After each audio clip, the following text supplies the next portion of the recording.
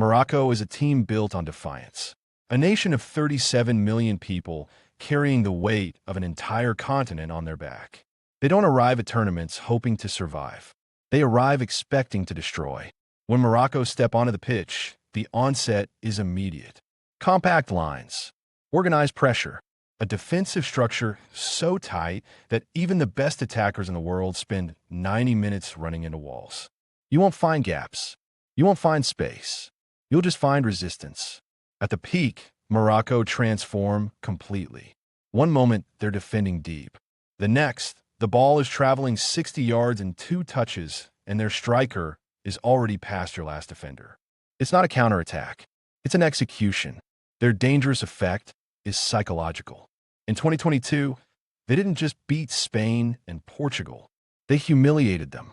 They exposed every weakness that big nations pretend they don't have. And they're back, hungrier, more organized, with nothing to lose and everything to prove. By the time you take Morocco seriously, it's already too late. They don't ask for your respect. They take it. Japan is the most disciplined team in world football. Not the most talented, not the most physical, the most disciplined.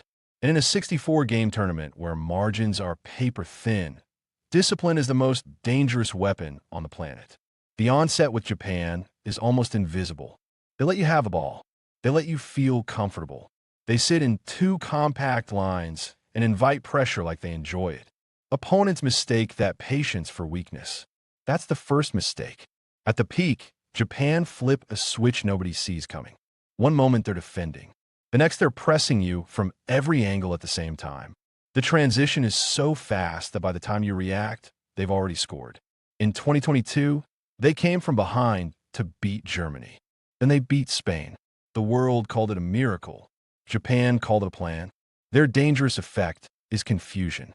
Teams prepare for Japan's defense and forget Japan have an attack. They prepare for their speed and forget their set pieces. You can never fully solve them because they keep changing the problem. Japan don't win by being better than you. They win by making you forget what you're doing. And when you remember, the game is already over. Senegal is pure power wrapped in intelligence. A team of athletes so physically dominant that the mere sight of them causes tactical changes in the opposing dugout before kickoff even happens. The onset is physical, immediate. You feel it from the first header, from the first shoulder charge, from the first sprint that your fullback simply cannot keep up with. Senegal don't ease into games. They impose themselves immediately, completely. At the peak, Senegal become a force that no defensive shape can fully contain. Sadio Mane's generation proved they could win major tournaments. This generation is angrier, faster, and more complete. They press, they transition, they finish, and they do it all with the confidence of a nation that has already climbed the mountain once. Their dangerous effect is exhaustion. By the 60th minute, teams who face Senegal feel like they played 2 games in one. The physicality drains opponents in ways that only show up in the second half when legs are gone and Senegal are still running like the game just started. Africa's finest export to this tournament is not a player. It's an entire team that refuses to be contained. Face Senegal, and you don't just risk losing. You risk being broken. Canada is a team the world built the stage for and then forgot to prepare for. They're the hosts, playing in front of 80,000 of their own people in stadiums they know better than anyone. And they have never been more dangerous in their entire footballing history. The onset is atmosphere. Before Canada touch the ball, the noise alone shifts the game.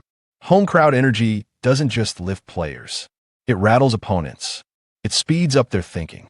It turns routine decisions into mistakes. And Canada know how to use every single decibel.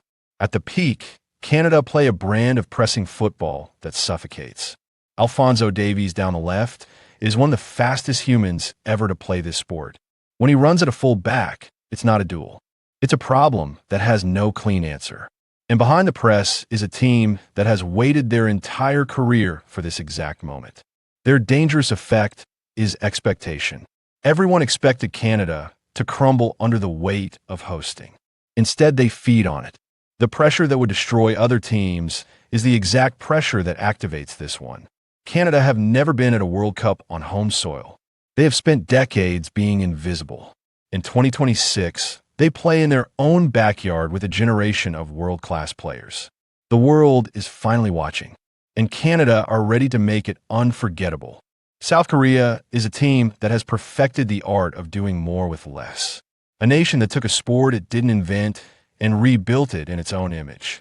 Organized, fast, relentless, and deeply, quietly dangerous. The onset is deceptive. South Korea look manageable on paper. Compact defense, disciplined midfield, nothing that screams world beater. That's exactly what they want you to think. Because by the time teams adjust their analysis, South Korea have already found 3 ways through them. At the peak, South Korea unleashed Son Heung-min, one of the most technically gifted forwards alive.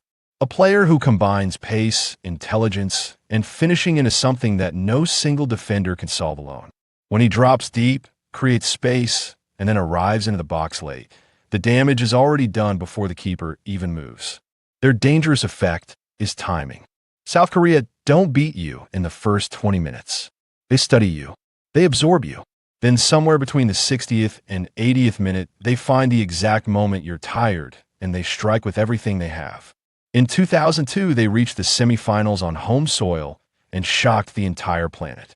In 2026, they arrive not as a fairy tale, but as a calculated threat that nobody has fully solved. Ecuador is one of the most underrated squads in this tournament. A South American nation that doesn't carry the fame of Brazil or Argentina, but carries every bit of their hunger. They arrive at 2026 with young legs, a clear identity, and a point to prove to a world that barely notices them. The onset is directness. Ecuador don't overcomplicate. They don't try to walk the ball into the net. They play vertical. They play quick. They find inner Valencia or whoever occupies that striker role, and they build everything around, making them dangerous. Simple, effective, hard to defend. At the peak, Ecuador's pressing becomes suffocating. In CONMEBOL qualifying, they matched Argentina and Brazil in intensity even when the talent gap existed on paper.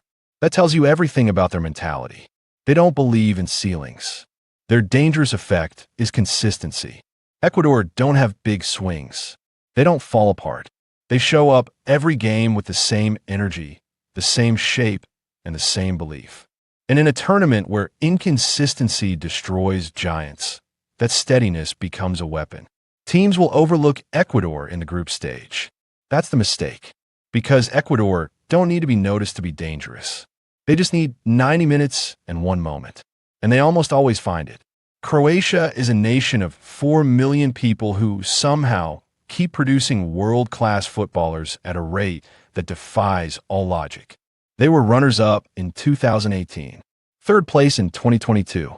In 2026, everyone assumes their time is finally over. Everyone always assumes that about Croatia. Everyone is always wrong. The onset with Croatia is control. They don't rush. They don't press madly. They establish possession, find their rhythm, and slowly strangle the life out of your midfield. Modric, even now, reads the game at a level that makes younger players look frantic by comparison. At the peak, Croatia's experience becomes their greatest weapon. In knockout football, when the pressure reaches its absolute maximum and lesser teams crumble, Croatia become calmer, more precise, more dangerous. They have been in these moments. They know what the silence before extra time feels like, and they know how to use it. Their dangerous effect is attrition.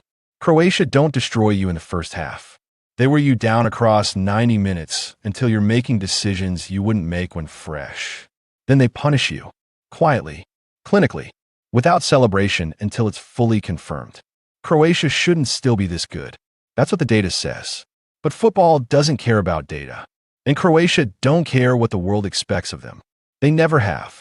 Australia is a team that earns nothing by reputation and takes everything by attitude. The Socceroos don't belong in conversations with Europe's elite on paper. But paper has never beaten anyone on a football pitch. The onset is intensity. Australia press from the first whistle like every second of possession given away is a personal insult. There's a desperation to their defending that isn't panic. It's belief. The belief that if they work harder than the opponent for longer, something will break. At the peak, Australia became chaotic in the best possible way. In 2022, they eliminated Denmark. Then they pushed Argentina to their absolute limit. The world saw a team that refused to accept their own limitations. That version of Australia is back. Older, more experienced, angrier. Their dangerous effect is discomfort. Australia don't let anyone play football. They make the game physical, intense, and exhausting. Top-tier technical teams hate playing Australia because Australia take away everything that makes technical football beautiful and replace it with a war. Australia will not win the 2026 World Cup, probably, but every team that faces them will feel it for days afterward. That's the effect. You might beat Australia, but you won't enjoy it, and you won't leave without marks. Panama is the smallest nation in this tournament. A country of 4 million people standing in the same group stages as world powers. They are not expected to win. They are not expected to challenge. They are expected to make up the numbers. That expectation is the most dangerous thing about them. The onset is chaos. Panama play with an aggression and physicality that immediately disrupts any team trying to build from the back. They foul early. They set the physical tone early. They let opponents know this will not be comfortable regardless of the scoreline. At the peak, Panama are at their most dangerous when the game is level and the opponent underestimates a set piece. Their physicality in the air is real. One moment of sleep, one corner, one free kick, and Panama can steal something that changes everything. Their dangerous effect is irrelevance. Nobody focuses on Panama properly. Analysts spend hours on the bigger nations and give Panama 3 minutes. That 3 minutes of preparation is never enough. Panama don't need you to be unprepared. They just need you to be slightly less prepared than you should be. Small nations don't win World Cups, but small nations end careers. Small nations end tournaments for teams that should have made the final. Panama have done it before in qualifying. They will do it again here when the moment arrives. Uruguay is the oldest danger in world football. A country of 3.5 million people with 2 World Cup titles and a century of blood, sweat, and tactical ruthlessness flowing through their veins. They're never the biggest team on the field. They're almost always the most dangerous. The onset is physicality and intelligence combined. Uruguay don't choose between the two. They use both at once. They push the rules of fair play to their absolute limit. They crowd the referee. They slow the game when they're winning. They speed it up when they're chasing. Everything is calculated. At the peak, Uruguay possess one of the most complete attacking units in South American football. Darwin Núñez, Federico Valverde, Rodrigo Beninker. These are not underdog players. These are players who have won trophies at the highest level in European club football, but they play for a nation the world forgets to fear. Their dangerous effect is legacy. Uruguay have seen more World Cup pressure than almost any other nation. When a knockout round arrive and nerves affect everyone else, Uruguay have been here 100 times before. They know this feeling, and they use it. Nobody fears Uruguay the way they should. That's the mistake every generation of World Cup teams makes. And every generation of World Cup teams pays for it.